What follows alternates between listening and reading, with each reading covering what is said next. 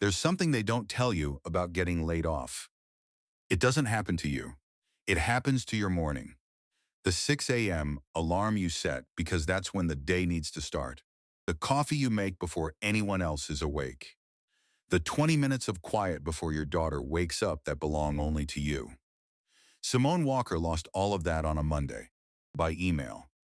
Subject line: important update regarding your employment. She read it standing in her kitchen in her socks. She read it twice. Then she put her phone fist down on the counter. She made Lily's breakfast. She packed Lily's lunch. She braided Lily's hair, the two braids Lily wanted every Monday because Monday needed to start right. She smiled at the door when Lily left. She closed the door. She slid down against it until she was sitting on the floor. She stayed there for a while, not crying, just sitting, because the floor was the only honest place left. 5 days later, she walked into the unemployment office on Peachtree Street. She took a number. She sat down. 2 seats away from her sat a man in a coat that cost more than her monthly rent. He was looking at his phone. She was looking at the number in her hand. Neither of them knew yet. Stay with me. Subscribe if you're new, because what happens when they figure out who the other person is will stay with you. 6 years. That was how long Simone Walker had been at Meridian Tech. Not 6 years of showing up and doing what she was told.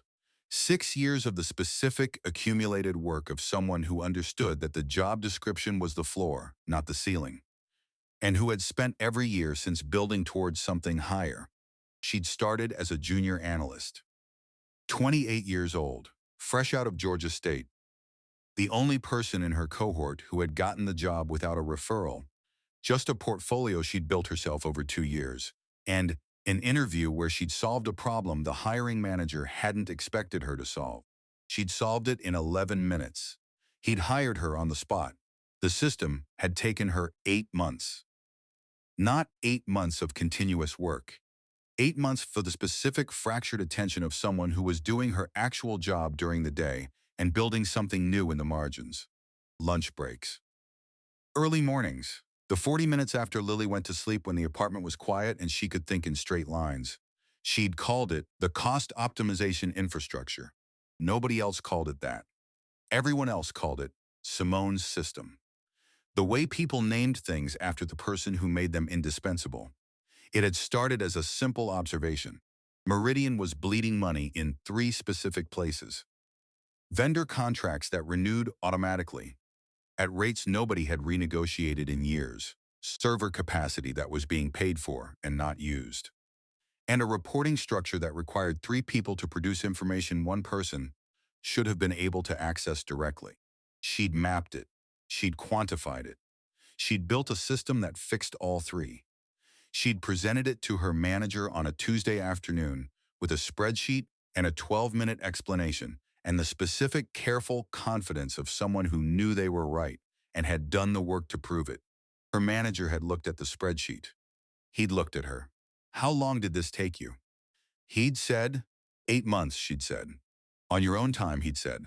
Yes, she'd said. He'd taken it to his director. His director had taken it to the CFO. The CFO had implemented it company-wide in 90 days. The system was saving Meridian $2. $3 million a year.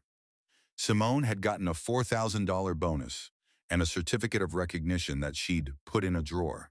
She'd thought about leaving, not because she was bitter about the bonus. She understood how companies worked, understood that the value of what you built and the compensation you received for it were related but not equivalent, understood that this was a system problem and not a personal one. She'd thought about leaving because she knew what she was capable of. And she'd stayed because of Lily. Not because Lily needed her to stay at Meridian specifically. Because leaving meant uncertainty, new job, possible gap, different insurance, the specific cascading risk of changing one thing when everything else was already balanced so precisely that any shift could tip it. Lily's school was 2 blocks from the Meridian office. Lily's pediatrician was on the Meridian insurance plan.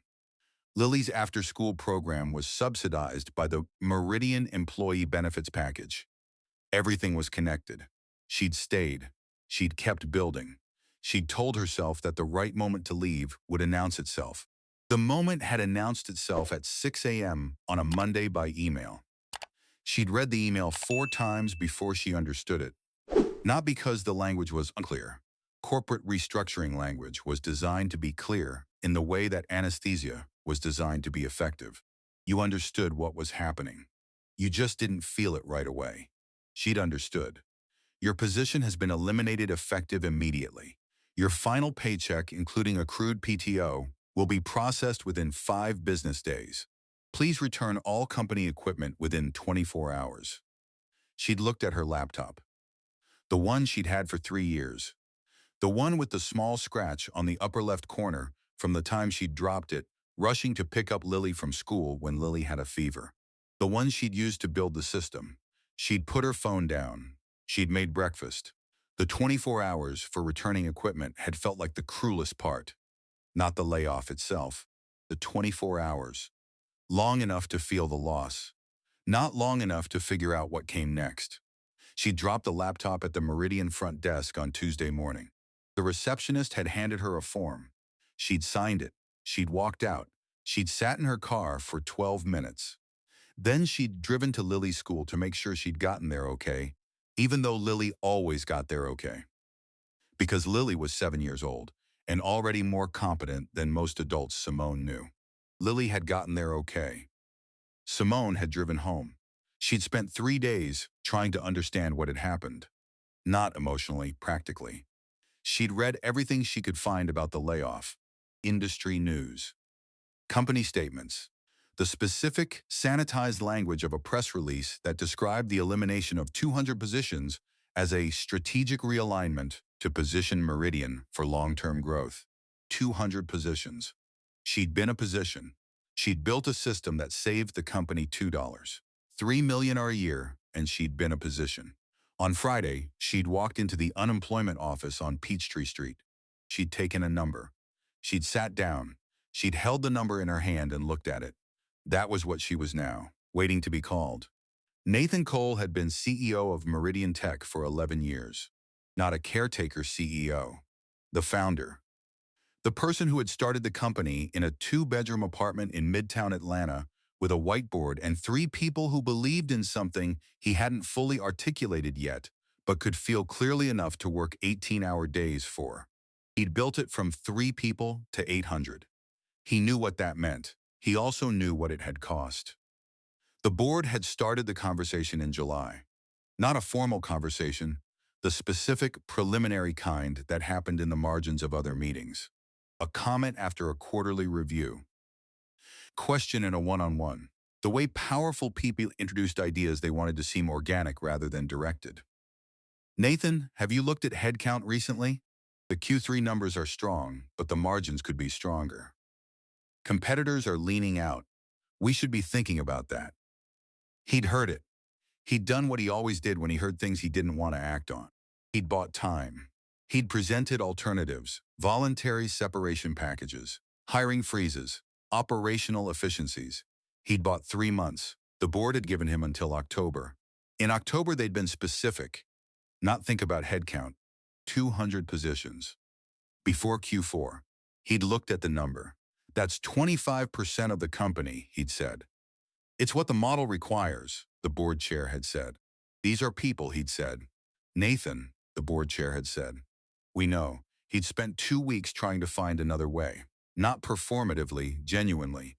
He'd had his CFO model 17 different scenarios. He'd looked at executive compensation cuts. He'd looked at real estate. He'd looked at every line item that wasn't a person. The math kept coming back the same. Not because there was no other way. Because the other ways took longer. And the board wanted Q4. He'd signed on a Friday. Not because he'd made peace with it. Because the alternative was losing the company. And if he lost the company, all 800 people lost their jobs. That was the logic. He'd used it to get himself to the signature. He wasn't sure the logic was wrong. He wasn't sure it was right. He'd signed anyway. He hadn't read the names. That was the thing he kept coming back to. 200 people. He'd seen the number. He'd approved the list by department. He'd reviewed the severance packages his HR team had put together. 2 weeks per year of service. Extended benefits through December. outplacement services. He'd looked at all of it. He hadn't read the names. Not because he was heartless, because he understood instinctively that reading the names would make the thing he was doing into something he couldn't finish. So he hadn't read them. He'd approved the list. He'd signed the authorization. He'd gone home. He'd sat on his back deck for 2 hours. He'd thought about the three people in the two-bedroom apartment, about what it felt like when they believed in something he hadn't fully articulated yet. He'd thought about whether those three people would recognize what he'd become. He hadn't found an answer he wanted to live with. He'd gone inside. He'd gone to bed. He hadn't slept well since. The meeting at the unemployment office had been scheduled 3 months ago. Workforce Development Commissioner. Quarterly check-in. The specific civic obligation of someone who had built a large employer in Atlanta and understood that came with responsibilities beyond the company itself. He hadn't thought about rescheduling, not because it hadn't occurred to him. Because canceling felt like one more thing he was avoiding. He'd been avoiding enough. He'd driven himself, not the car service, himself, in his own car. The gray one that nobody recognized as belonging to someone who ran a billion-dollar company because he'd bought it specifically for that reason. He'd parked in the public lot. He'd walked in through the front entrance. He'd gone to the reception desk. "I have a 9:30 with Commissioner Davis," he'd said. "She's running about 15 minutes behind," the receptionist had said. "You can have a seat." He'd sat down. He'd looked at his phone. He'd looked at the room, at the people in it. He'd never been in an unemployment office before. That was the thing that struck him first. Not the physical space, though that struck him too, the specific institutional quality of a room designed for a purpose that nobody wanted to need it for. The chairs that were functional without being comfortable. The lighting that was sufficient without being warm. The way the room said, "This is temporary. You will move through here. This is not where you stay." What struck him was the people. Not because they looked a particular way. Because they looked ordinary. Like people he passed on the street every day. Like people who worked in offices and drove cars and had children and made plans. Like people who had been somewhere specific and were now here instead. He'd thought about the 200 names he hadn't read. He'd looked at his phone. He'd put it down. He'd looked at the room again.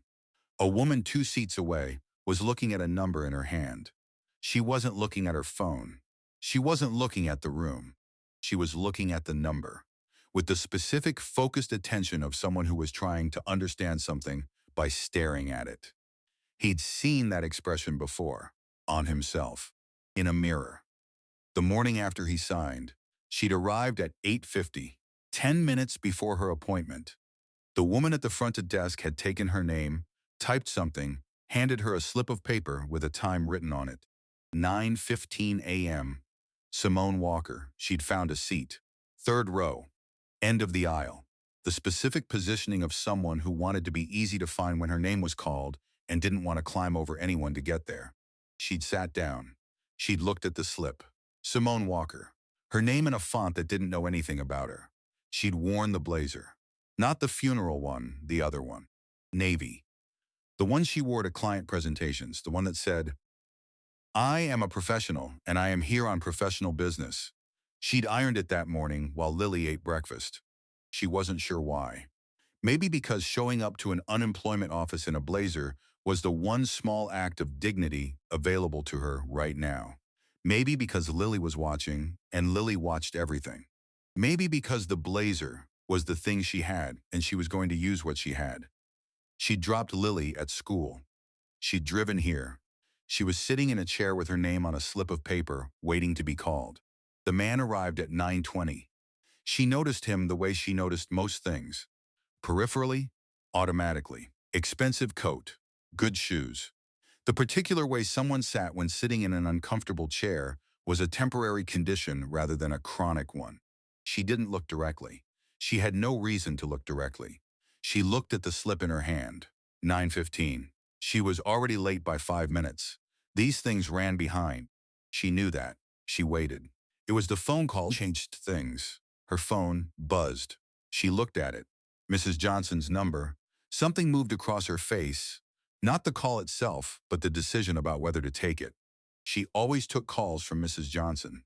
Mrs. Johnson didn't call unless there was a reason. She stepped into the aisle. "Hey, Mrs. Johnson." A pause. "No, it's fine. What is it?" Another pause.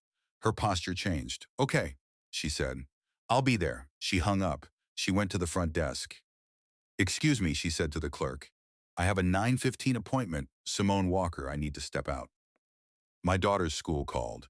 Is there any way to—" "If you leave, your appointment slot passes," the clerk said, not unkindly. "You'd need to reschedule." Simone looked at the door, at the slip in her hand. Rescheduling meant another day, another morning getting Lily ready and dropping her off and driving here and sitting in this chair.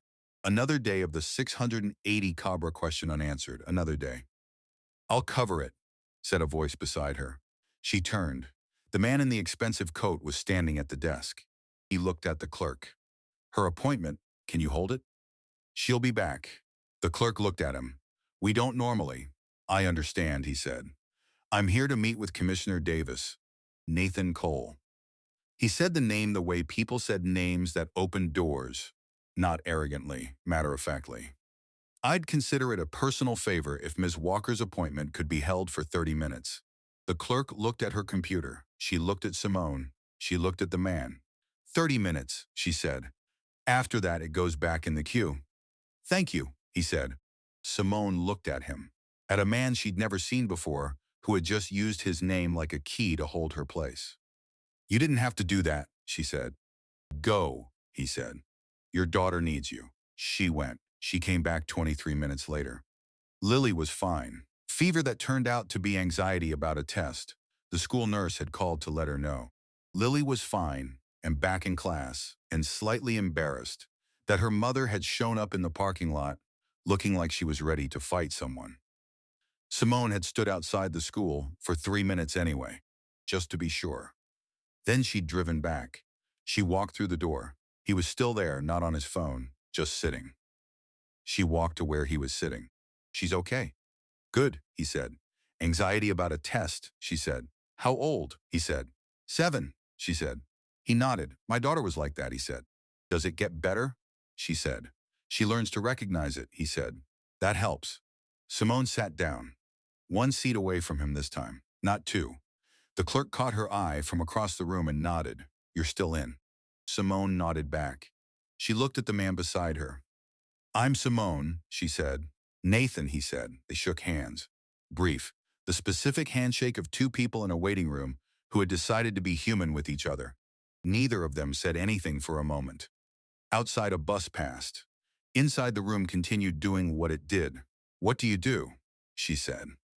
Not because she particularly wanted to make conversation. Because the silence had reached the length where not talking felt like a choice that required more energy than talking. "Tech," he said. "What kind?" she said. "Infrastructure, mostly." "Me too," she said. He looked it off. He said. "Monday," she said. "I'm sorry," he said. She looked at the front desk. "What company?" he said. She almost didn't say it. Saying the name out loud in this room felt like a different thing than saying it anywhere else. "Meridian," she said. He went very still. Not visibly, the specific, internal stillness of someone whose body had received information and was deciding what to do with it before the face caught up. "Meridian Tech," he said. "Yes," she said. "You know it?" "I know it," he said, which was true, the way a person knew their own name. "How long were you there?" he said. 6 years, she said. "What did you do?" "Data analyst." "Senior, infrastructure team." "What kind of infrastructure?" he said. She looked at him. Most people didn't ask that. Most people heard data analyst and nodded and moved on. He'd asked what kind. "Cost optimization," she said. "I built a system 3 years ago. It's still running." "What did it do?" he said. She told him. Not the full version, the shape of it. The vendor contracts, the server capacity, the reporting structure.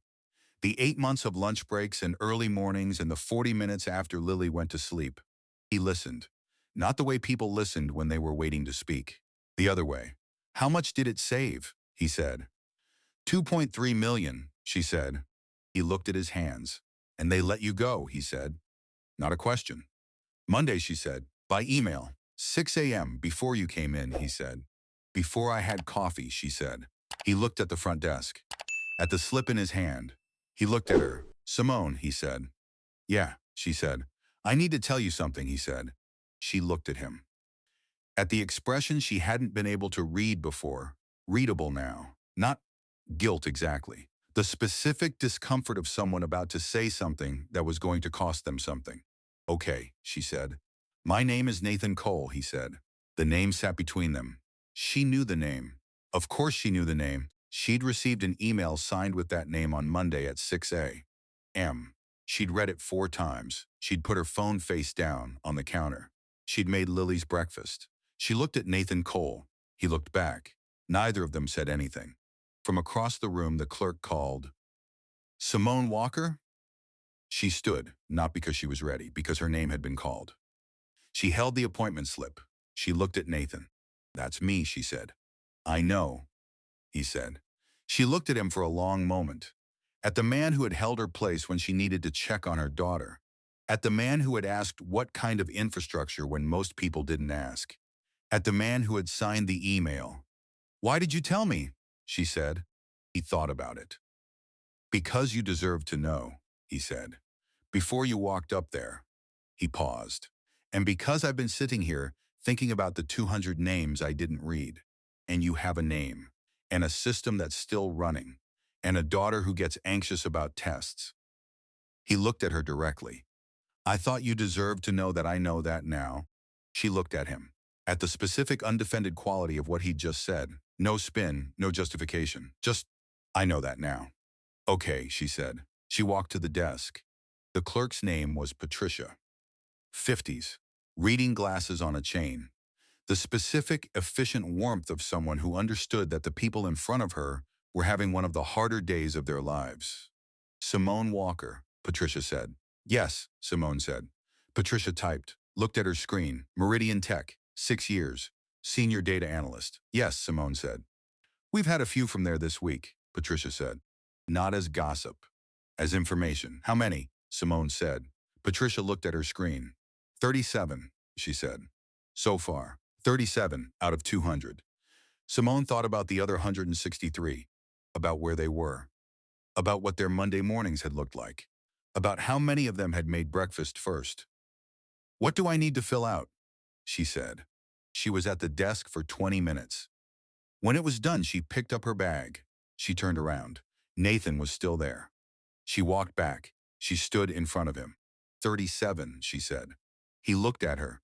From Meridian, she said. This week, 37 people have come through here. He was quiet. I thought you should know, she said. He looked at the desk, at Patricia, at the screen she'd been reading from. 37, he said. So far, she said. He sat with that. She owed him nothing. She gave him the moment anyway, because she understood something about needing a moment before you could move. Commissioner Davis's office was on the 2nd floor. Nathan had been up there before. Quarterly meetings. The specific civic ritual of a large employer checking in with the city that had helped make him one. He knew the office, the view of Peachtree Street, the framed photographs of workforce initiatives, the conference table that was slightly too large for the room. He'd always gone straight up. He didn't go straight up today. He sat in the waiting room for another 10 minutes after Simone walked back to her seat. He sat with 37. He thought about the board meeting in October, about the board chair saying we know when he'd said these are people. He'd taken that as acknowledgement. He understood now it hadn't been acknowledgement. It had been dismissal dressed as acknowledgement. We know meaning, yes, and we're proceeding anyway, and we'd prefer not to discuss the human dimension further. He'd accepted that. He'd moved on to the numbers. He thought about 37 people who had sat in those chairs this week. He thought about how many unemployment offices were in Atlanta. He thought about the ones who hadn't come yet, the ones who were still sitting on their kitchen floors. Mr. Cole? A woman was standing at the bottom of the stairs, Commissioner Davis's assistant. Young. Efficient. The specific organized energy of someone managing a schedule that didn't have margin.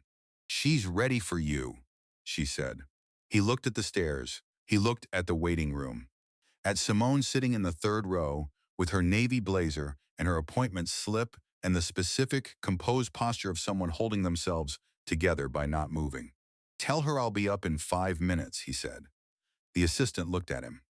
"She has a hard stop at 10:30, she said. 5 minutes, he said. The assistant went back upstairs. Nathan walked to the third row. He sat down next to Simone. She looked at him. "Your meeting," she said. 5 minutes, he said. She looked at him. "Why?" she said. He thought about it. "Because I have some questions," he said. "If that's okay." She looked at the front desk, at the slip in her hand, at the specific, ordinary geography of a morning she hadn't planned. "Okay. The system," he said.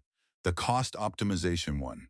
Is it still running exactly as you built it, or has it been modified?" She looked at him, at a man who had just revealed he was the CEO of the company that had laid her off asking technical questions about her work. She decided to answer anyway. Not because she owed him, because the question was genuine and she respected genuine questions. "Modified," she said twice. "First time 18 months ago, someone on the team added a vendor flagging feature. Good idea, decent execution, but they didn't account for the seasonal variance in the contracts, so it overflags in Q4.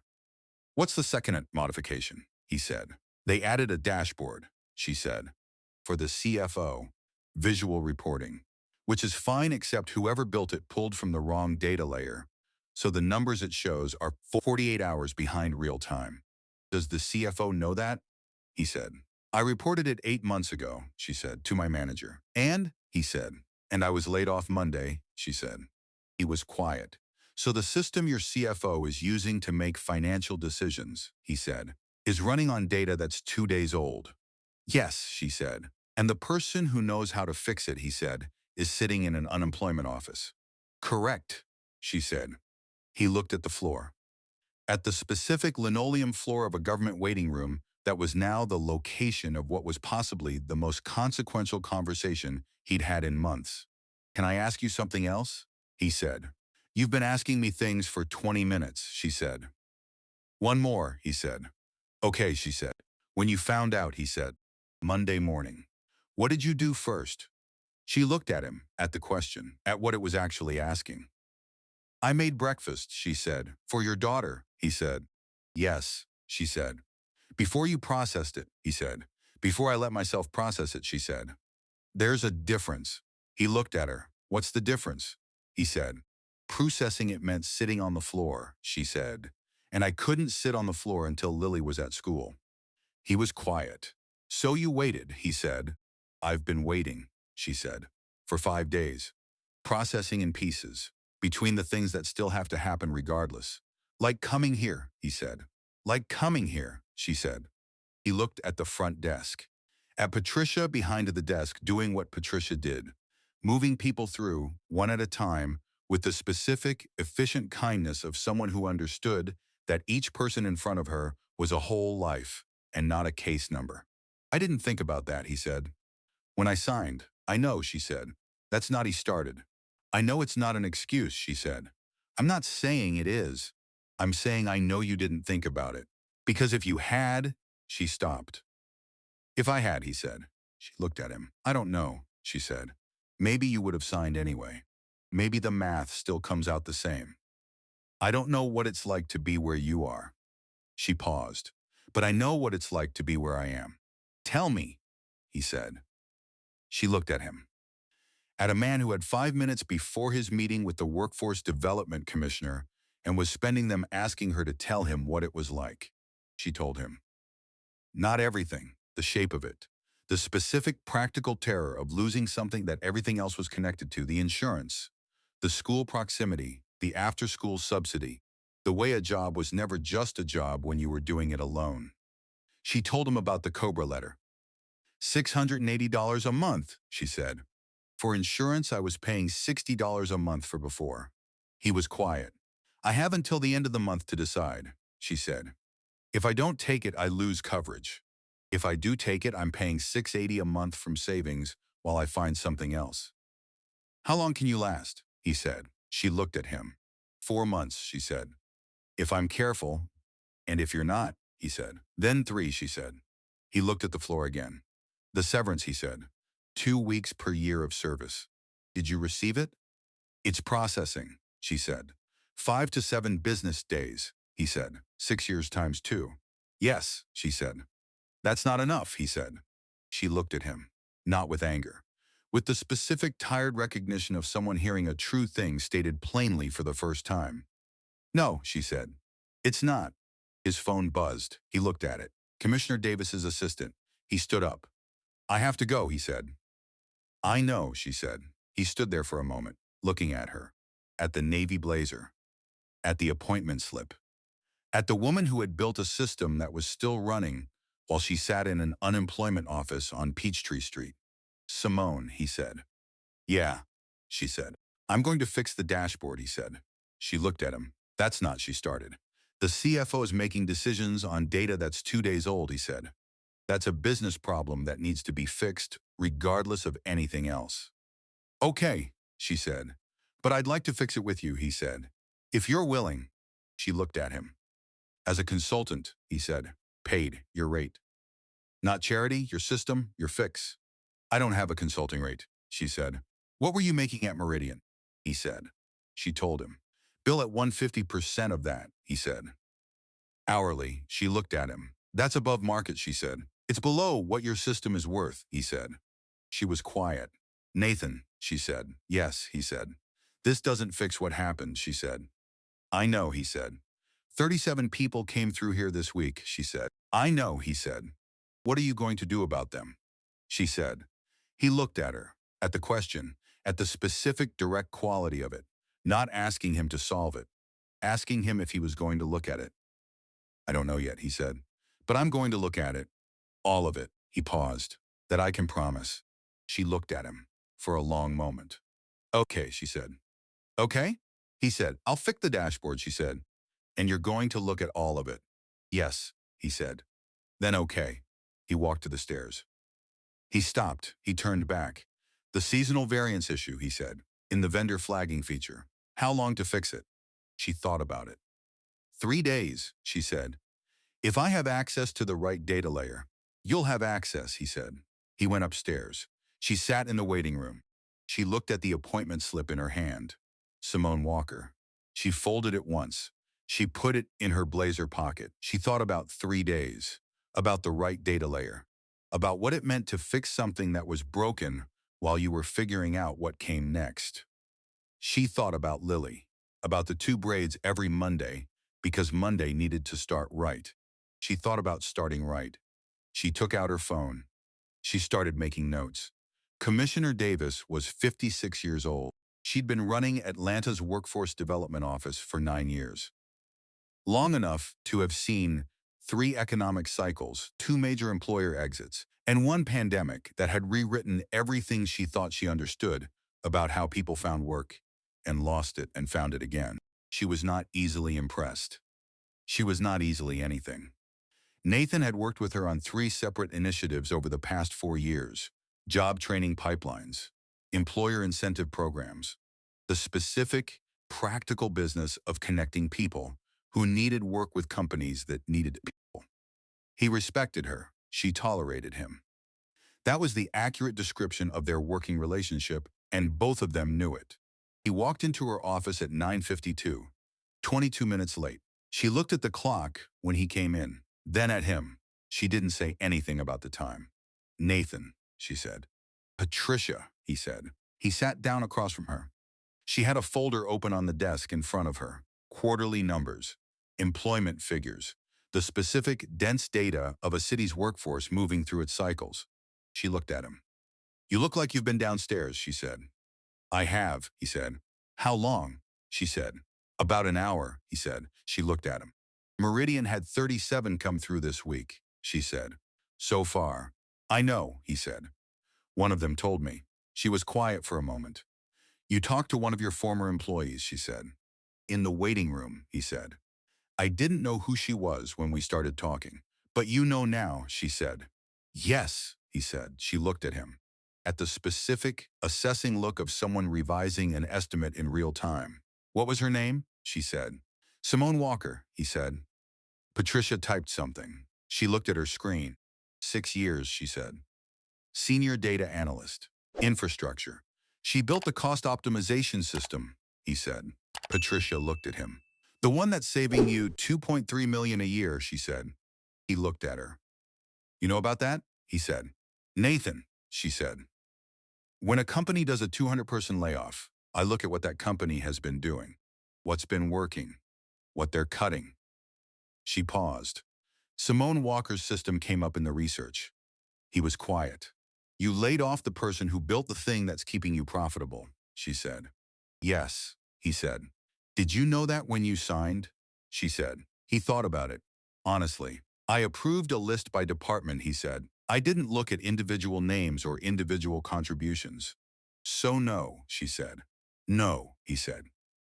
She looked at him, not with anger, with the specific tired patience of someone who had been watching this particular mistake get made for 30 years. This is what happens, she said.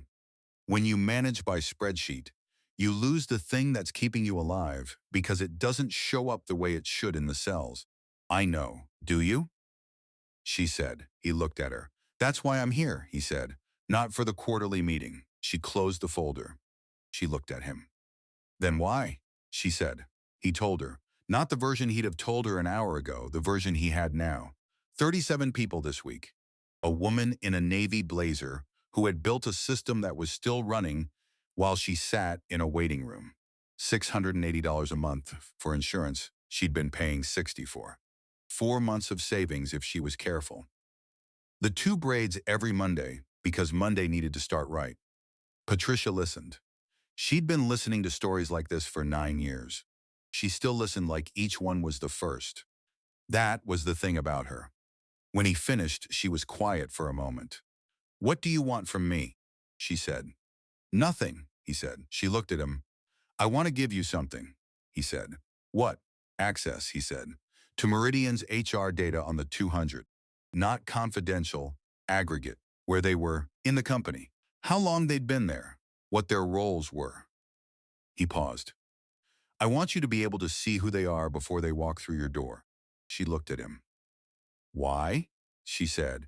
Because Patricia told me downstairs that 37 came this week, he said. And I thought about what she said, and I understood that each of those 37 people walked in here with something specific, a skill, a history, a system they built, and the intake process doesn't capture that. No, she said. It doesn't. It should, he said. She looked at the folder she'd closed, at the quarterly numbers, at the window behind him and Peachtree Street below. What you're describing, she said, is a richer intake process. One that connects employment history to available opportunities faster. Yes, he said. That takes resources, she said. I know, he said. Are you offering resources? She said. I'm offering to build it, he said. The infrastructure, a system that does what you're describing, connects people to opportunities faster, based on actual skills rather than job titles. He paused. Simone Walker is a data infrastructure specialist. Her intake form says data analyst. Those are not the same thing. Patricia looked at him. No, she said. They're not. She got lost in a label, he said. There are 163 more out there who got lost in labels. 200, she said. The 37 who came here, he said. And the 163 who haven't yet. And the people who were laid off by other companies last month. And the month before. She looked at him. For a long time. The specific, assessing look that she'd been using on him for 4 years. You came in here today for a quarterly meeting, she said. Yes, he said. And now you're proposing a workforce infrastructure initiative, she said. Yes, he said.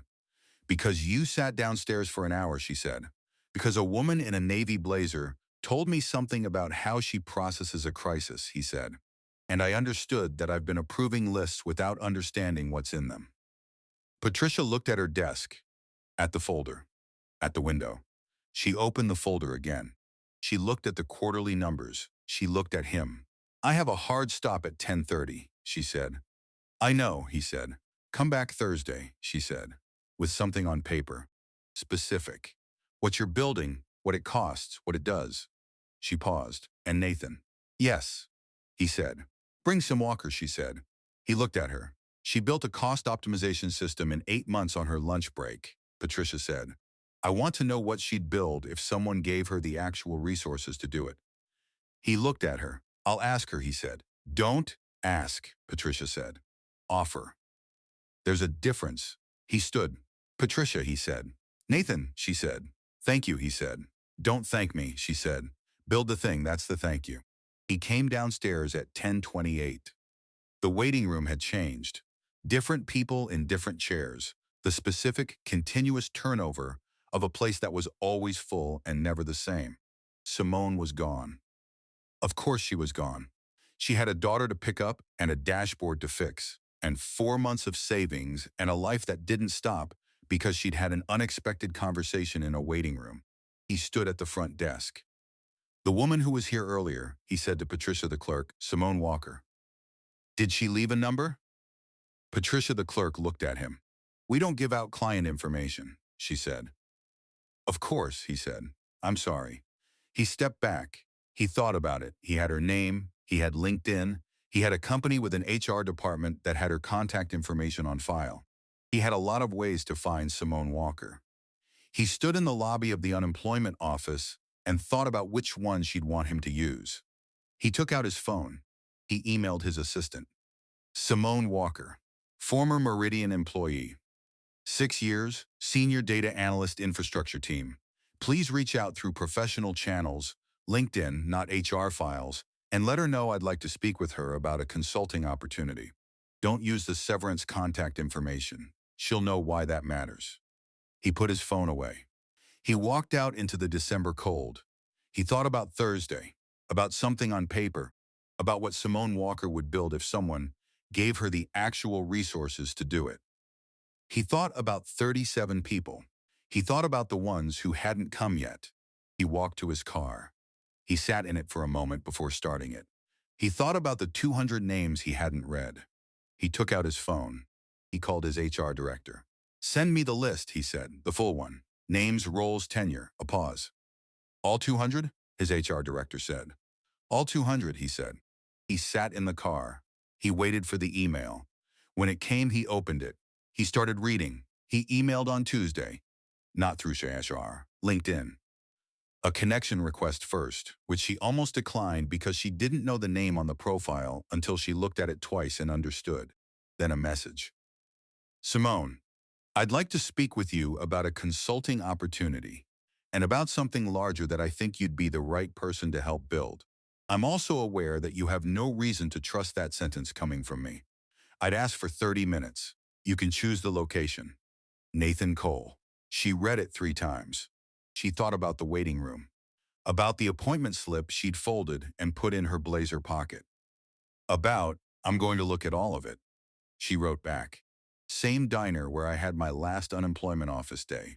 Thursday, 10 a.m. You're buying the coffee. He responded in 4 minutes. Done. She fixed the dashboard on Wednesday. Not because she'd agreed to anything yet. Because it was broken, and she knew how to fix it, and leaving it broken felt wrong in the specific professional way that things felt wrong when you understood them well enough to see exactly what was wrong with them. She called her former manager. James, she said, the CFO dashboard. It's pulling from the wrong data layer, 48 hours behind. A pause. Simone, I know, she said. I'm not calling about the layoff. I'm calling because your CFO is making decisions on stale data and someone needs to fix it. Another pause. Do you want access? He said. Temporary read access to the production environment, she said. I'll send you the fix within 24 hours. I can't authorize. James, she said. Forward this conversation to whoever can authorize it. Tell them the person who built the system is offering to fix a critical error for free. See what they say. He called back in 40 minutes. You have access, he said. Thank you, she said. She fixed it in 6 hours. Not 3 days. 6 hours. She knew exactly where to look and what to change, and the fix was simpler than the problem looked from the outside, which was usually how it was with things you'd built yourself. She sent the documentation at 9 p.m. She closed her laptop. She thought about Thursday. Lily was asleep. Grace, the babysitter who lived downstairs, and who had been watching Lily since Lily was 3, and who had the specific reliable quality of someone who understood that Simone's schedule was not always predictable and had made her peace with that. Grace had put her to bed at 8. Simone sat at the kitchen table. She had a notepad. She'd been making notes since Monday. Not a resume, something else. A document she'd been building in the margins of everything else. In the 40 minutes after Lily went to sleep. In the cab back from the unemployment office. In the 6 hours of fixing the dashboard. The document was about the intake process, about what Patricia the clerk had said, 37 so far, about what Nathan had said, she got lost in a label, about what she'd been thinking since she sat in that waiting room and looked around at the people in the chairs and understood that every single one of them had something specific, a skill, a history, a thing they'd built or managed or solved that the intake form wasn't capturing. The intake form asked, previous employer, job title, reason for separation. It didn't ask, what did you actually do there? It didn't ask, what's the thing you built that's still running? It didn't ask, what would you build if someone gave you the resources? She'd been thinking about what a better system would look like. Not a theoretical system, a specific one, with specific fields and specific logic and a specific way of connecting what people actually knew how to do with the opportunities that actually needed doing. She'd been building it in her head for 3 days. On Thursday, she was going to put it on the table. The diner was the same. Bad coffee, small booths. The specific, unchanging quality of a place that had decided what it was a long time ago and had no interest in reconsidering. She was there at 9:50. 10 minutes early, she had the notepad. She had her laptop. She had the navy blazer, ironed again, same reason as before. Nathan arrived at 9:58. He looked different from the waiting room.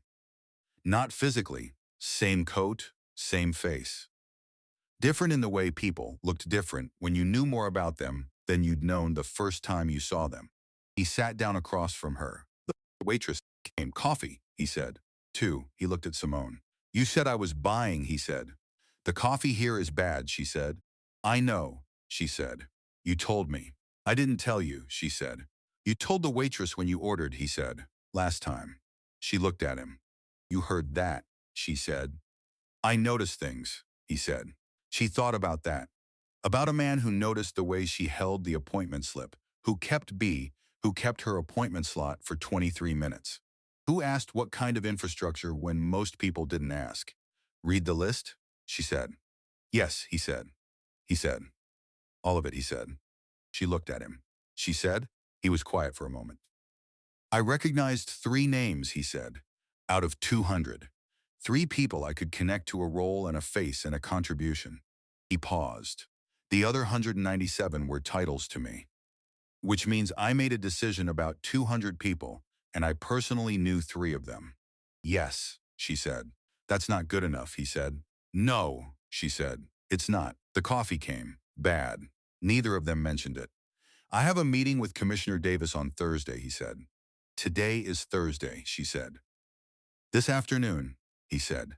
She asked me to bring you. Simone looked at him. She knows who I am?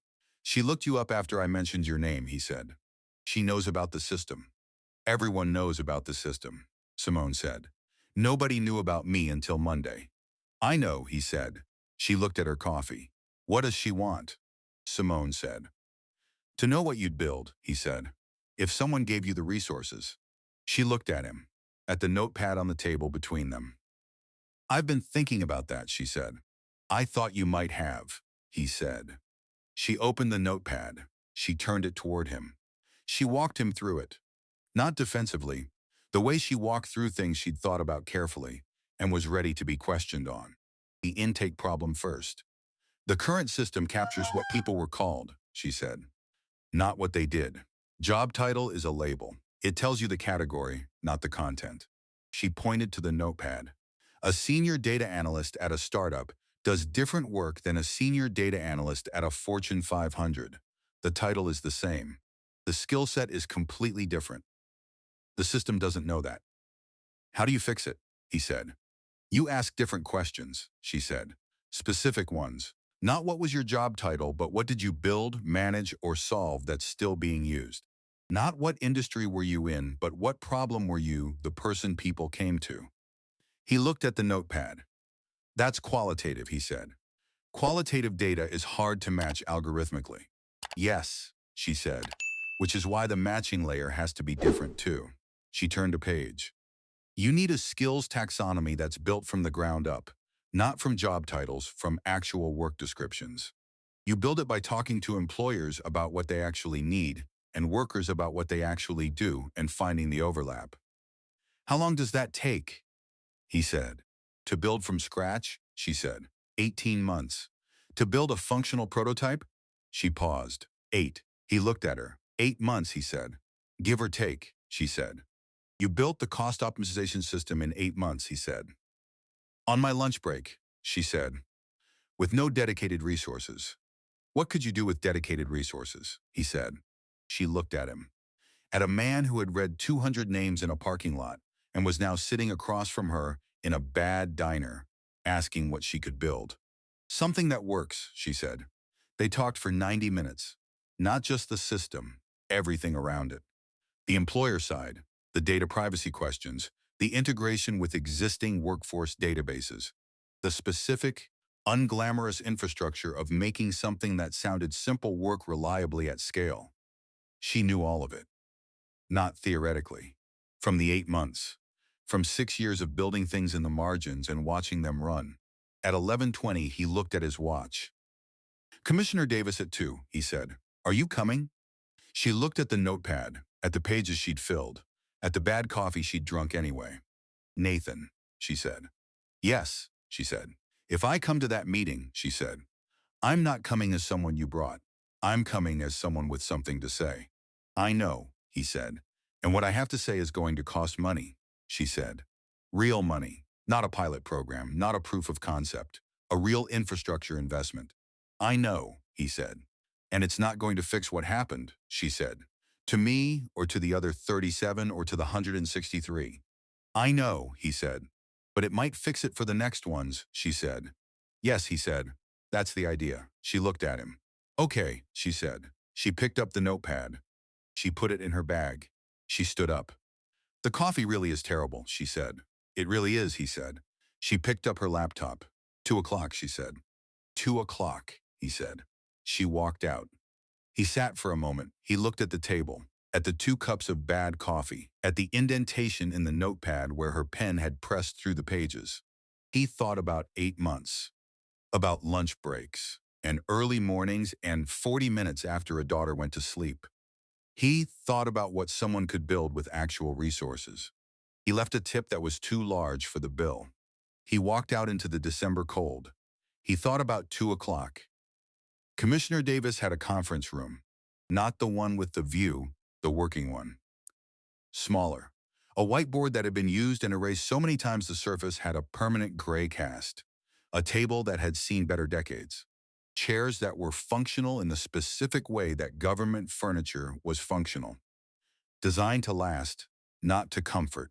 Simone liked it immediately. It looked like a room where things actually got done. They arrived together. Not planned. They'd both taken the same parking garage, discovered this in the elevator, said nothing about it. Patricia Davis was already there. She looked at Nathan. She looked at Simone. She looked at the bag Simone was carrying, laptop, notepad, the specific weight of someone who had come prepared. Simone Walker, she said. Commissioner Davis, Simone said. Patricia, she said. Simone, she said. They shook hands.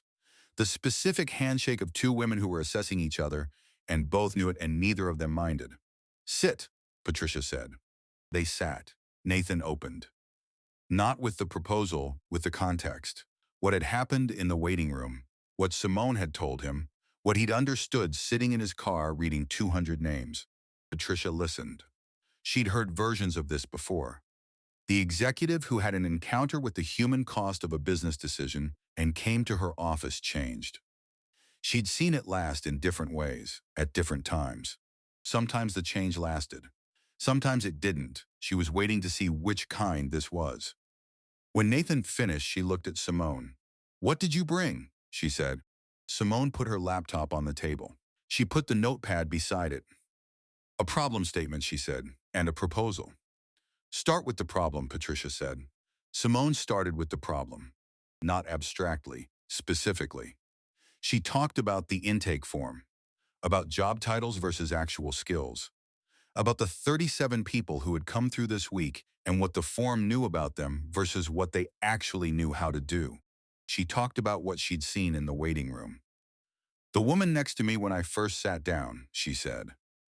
She was holding a slip of paper and looking at it like it was going to tell her something. She had, I don't know what she did for work. I don't know her name. I never spoke to her. She paused. But I know that look. It's the look of someone who has spent years being good at something and has just been told by a system that the thing they're good at is no longer required. Patricia was quiet. That's not a workforce problem, Simone said. That's an information problem. The system doesn't know what she can do. She knows, her former employer knows. But the intake form doesn't ask. Go on, Patricia said. She went on. The proposal took 32 minutes. She didn't read from the notepad. She talked from it, the way you talked about things you'd been thinking about for long enough that they lived in your head rather than on the page. The skills taxonomy, the employer partnership model, the matching logic, the specific unglamorous infrastructure questions, data privacy, integration with existing systems, maintenance, iteration. She talked about the 8 months. Not to impress, to be concrete about what was possible with limited resources and what became possible with actual ones. She talked about timeline, 8 months for a functional prototype, 18 for full deployment. She talked about cost. She had numbers, not round numbers, specific ones, broken down by phase, with assumptions stated explicitly so they could be challenged. Patricia challenged 2 of them. Simone had answers for both. Nathan said nothing. He was watching Patricia. Patricia was watching Simone. When Simone finished, there was a silence, not uncomfortable. The specific, working silence of a room where people were thinking. The employer partnership model, Patricia said. You're describing employers providing skills data proactively before they have openings, so you can match against future need, not current openings. Yes, Simone said. Employers don't do that, Patricia said. Historically, they post openings when they have them. They don't do it because nobody has built the infrastructure to make it worth their while, Simone said. If you build the matching layer right, the value proposition for employers is that they get pre-qualified candidates faster. They spend less on recruiting. The incentive is there. The infrastructure isn't. You'd need buy-in from major employers, Patricia said, before you build. Otherwise, you're building for a hypothetical. Yes, Simone said. They both looked at Nathan. He looked back. I'll commit Meridian, he said, as a founding employer partner. That's one, Patricia said. I can get 3 more by end of month, he said. I know the CEOs personally. If Meridian is in, they'll take the meeting. 4 employers, Patricia said. That's a start. It's enough to build the prototype, Simone said. You need enough data to test the matching logic. 4 employers with full skills data gets you that. Patricia looked at the whiteboard. She stood up. She picked up a marker. She wrote 3 words. Problem, build, scale. She turned around. This is how we do things here, she said. Not because it's elegant, because it works. She looked at Simone. You've given me the problem, clearly, better than most people who walk in here. She looked at Nathan. You've given me the funding commitment and the employer network. She looked at both of them. What I need to know is who's building it. I am, Simone said. Patricia looked at her. You just lost your job, she said. Yes, Simone said.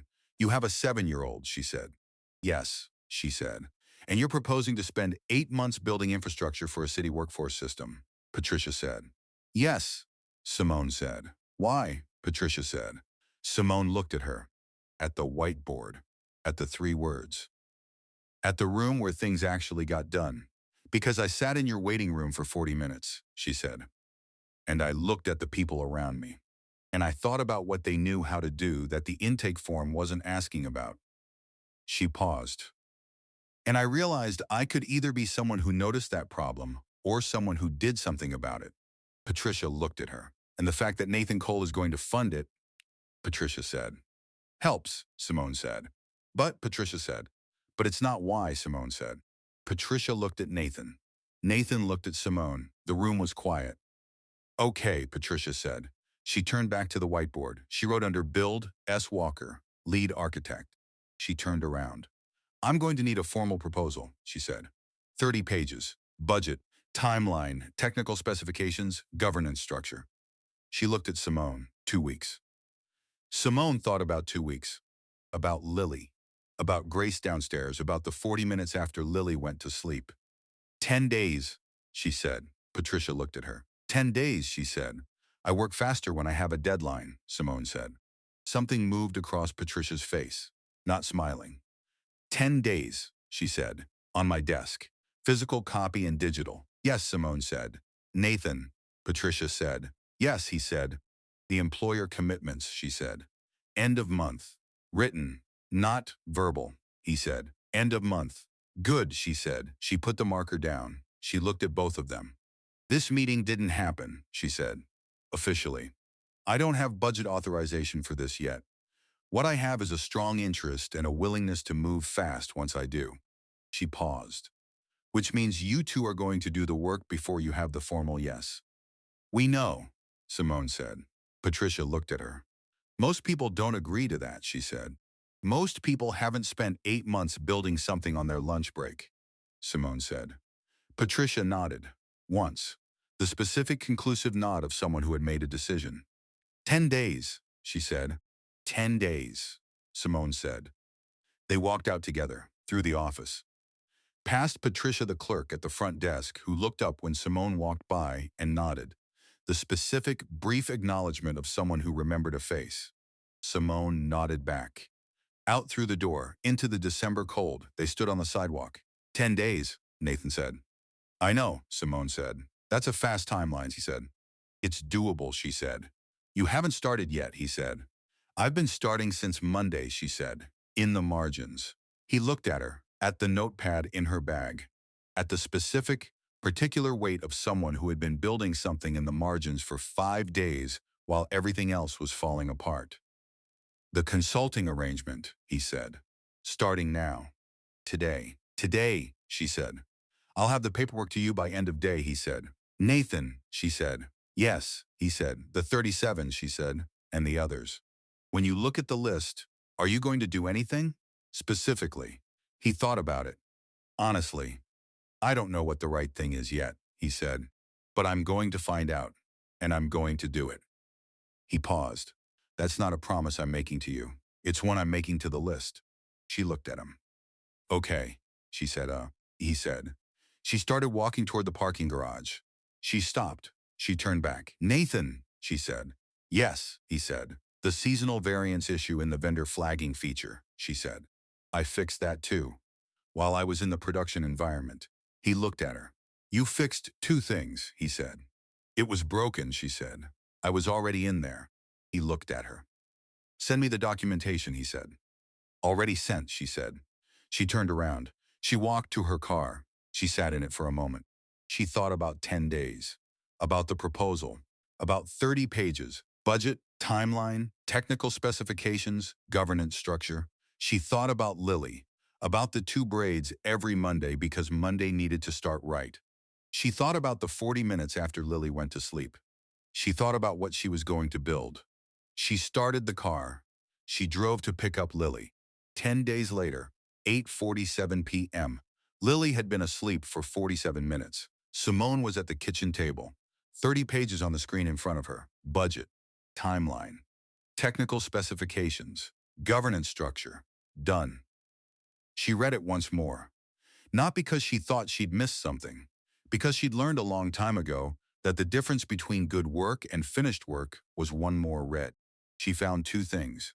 She fixed them. She saved it. She looked at the document, 30 pages, built in 10 days, in the margins.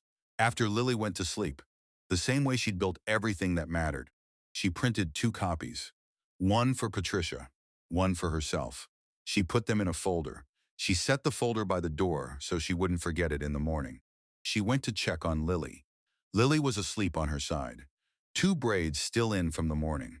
The specific, intact braids of a child who didn't move much when she slept. Simone stood in the doorway.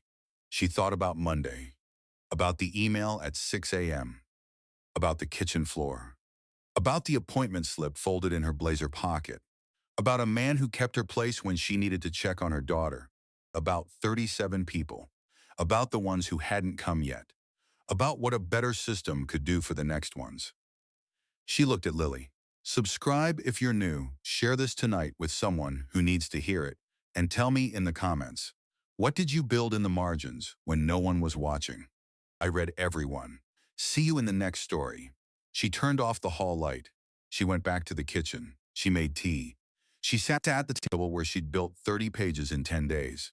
She thought about tomorrow, about Patricia's desk, about what came after the formal yes, about 8 months, about what she was going to build with actual resources. She drank her tea. She thought about Monday morning, about how it had started, about how it was going to start differently now. Not better, necessarily. Differently. She was still Simone Walker. She still had a daughter who needed 2 braids every Monday because Monday needed to start right. She still had 4 months of savings and a Cobra decision and all the ordinary, ongoing arithmetic of a life that didn't stop because one thing had changed. But one thing had changed. She picked up her mug. She looked at the folder by the door. 30 pages. Built in the margins, ready for tomorrow. That was enough. That was more than enough. She went to bed.